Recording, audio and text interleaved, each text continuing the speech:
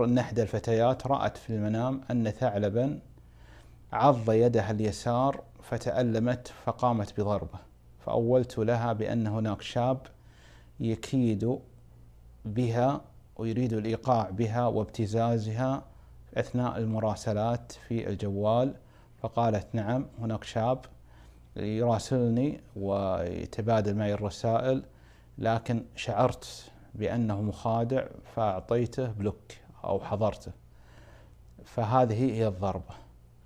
فيعني رؤية الثعلب ليست على إطلاقها، فهي على حسب سياق المنام. ورؤيا الثعلب في المنام ربما تدل على اشتقاق، نأخذ منها اشتقاق الكلمة، يدل على التعب من ثعلب، وربما يدل على التعب والمعاناة، لأن الصياد يتعب في صيد الثعلب، فنأخذ من طباع هذا الثعلب.